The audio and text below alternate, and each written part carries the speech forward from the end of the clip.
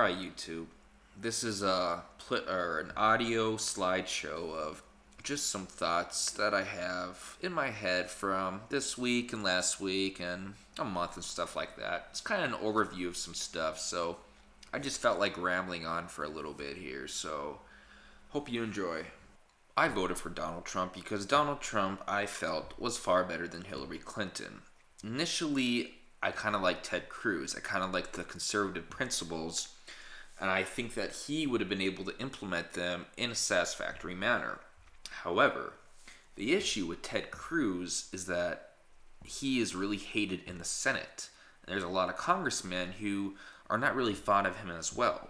So I think that would have made the dynamic between the president and the leadership of Congress kind of hard and detrimental to actually happen. I don't think that many in Congress would try to placate him as much as they are placating Donald Trump, per se.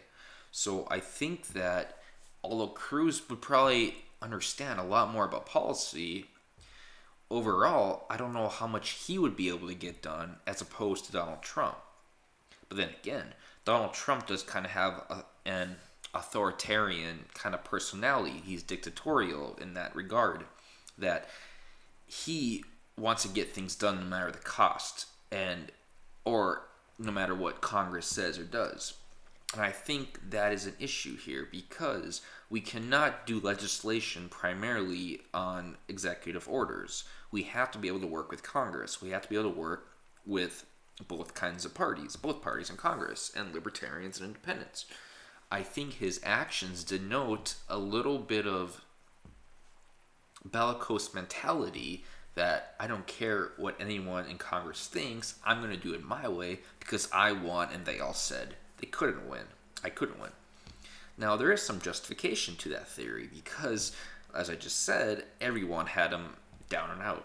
Nobody believed that Donald Trump would win the election. Nobody did. There was very few. There were some YouTubers that did. I said so. Styx Hexenhammer said so.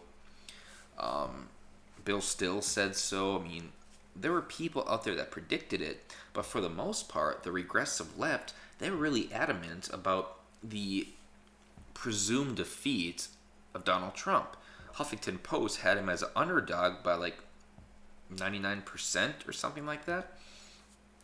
So I did find that kind of interesting here. The presidency is not a docile endeavor. That is, it is not easily managed. It's not easily flexible on how to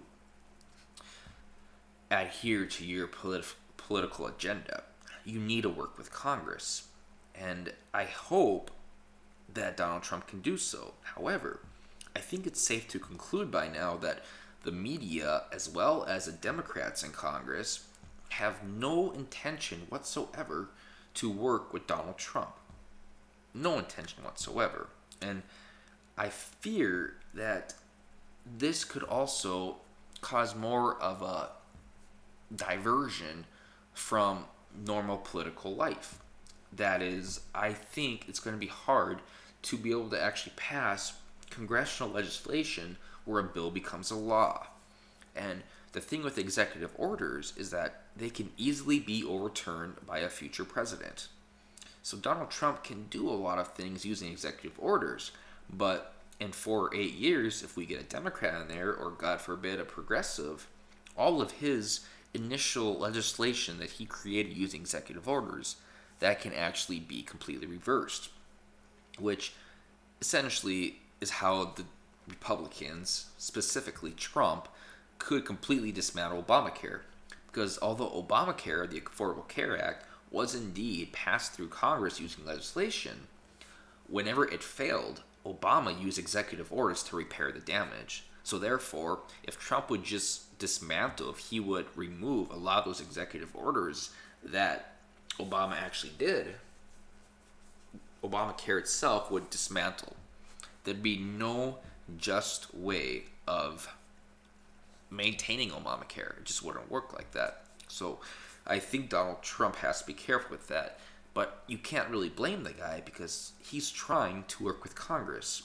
You know he's trying to work with Congress. But there's no way that anyone on the left wants to even begin to work with Donald Trump.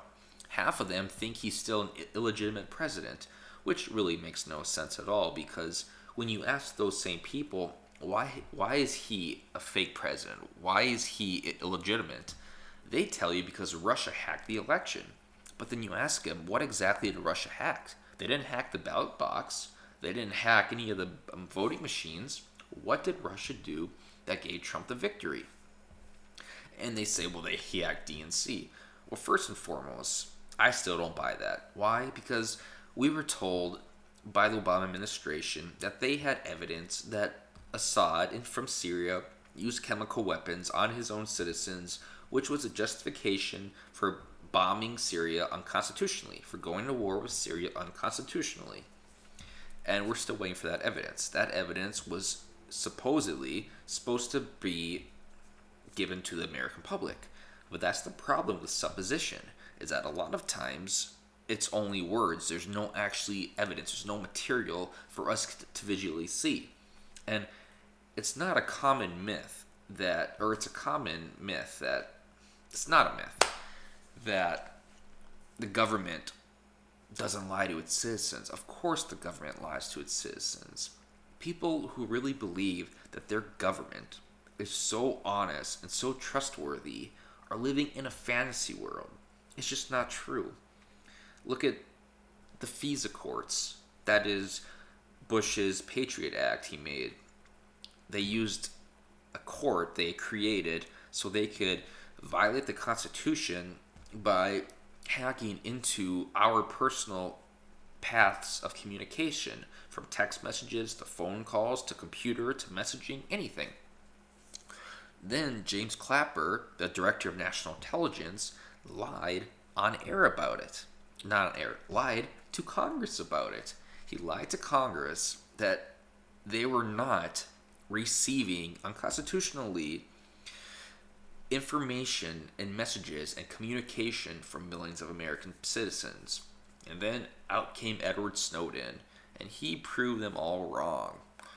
And then you found out that Obama and the Obama administration were spying on our foreign allies, the French president. Then we find out that the CIA was complacent in setting up a rigged election in Honduras, and France hacking into the election cycles of 2012. So there's a lot of hypocrisy by the American government that we preach, well, they can't do this, Russia did this, Russia can't do this is totally immoral and unethical, but then we do it ourselves. But we do it under the guise of, well, America is the best nation on earth. We are the leader of the free world. It is our moral duty. It is our moral duty to do it. And since we have the aptitude to do so, it seems imperative that we should do so. And this doesn't make any sense at all. This is a poor way to look at things, and it should not be considered this way. But that's the way it is. So I hope that in the future, people are not so easily manipulated by this theory that the government doesn't lie to you, that the president didn't lie to us, because they do lie. They do lie. And until there's any evidence that directly indicates that Russia hacked the U.S. election or the DNC or anything like that, we should take it as a grain of salt, because we have been proven in the past that they do not feel any remorse by lying to the American citizens. They don't. So the pith of the story here, the primacy of the story here, is that this whole notion that Russia is completely responsible for completely overturning the sanctity of the American democracy is unfound and lacks foundation. And we should be hesitant to include that belief in any type of our conversations we are having with others. I hope that people learn that, hey, the government doesn't always tell us the truth, and just because they said Russia hacked the election doesn't mean they actually did. Because let's be clear about something too. Cyber warfare is very important. It's a very complex thing, and you can speak to any kind of hacker. They all say when you hack into another company, organization, industry, what have you, they don't leave breadcrumbs for you to follow them back. They can hide their identity quite clearly, quite easily. It's really interesting that people from the government, I heard this on the Buck Sexton show, they said they knew it was Russia who was responsible for the attack because Russia willingly left evidence behind indicating that it was them. Well, if this was the case, and then Putin publicly denies it, that seems to be a contradiction that will obviously be proven to everyone from a national to an international scale. So it seems really strange that Russia would willingly leave evidence behind and then neglect publicly that they had nothing to do with it. So I hope this is a transitory phase. I know it's not, though. I know it won't be. I know this whole Russia thing is going to be going on all of Trump's first term. Even if an FBI investigation is done, and the FBI investigation shows that the Trump campaign had no contact whatsoever that resulted in collusion with the Russian government, you can bet that the regressive left and the media will portray every single story with every single reporter they have that this was indeed the case. That even though the investigation proved that they were wrong, it doesn't mean anything because Trump, by definition, is a horrible man, and he is a cheater, and he is a liar, and therefore he is synonymous with Putin, which is a completely horrible argument, but it's an argument they make, and it's an argument that progressives believe in, and they follow it. They follow it accordingly. They follow a narrative that the media gives them. The media leads them breadcrumbs, and they follow it willingly. It's like the blind leading the blind, sheep to the slaughter. So, just want to go over some stuff on my mind there. Kind of what encapsulates, I don't know, maybe from this month to last month. Kind of little overlook on things. So, and I'm done.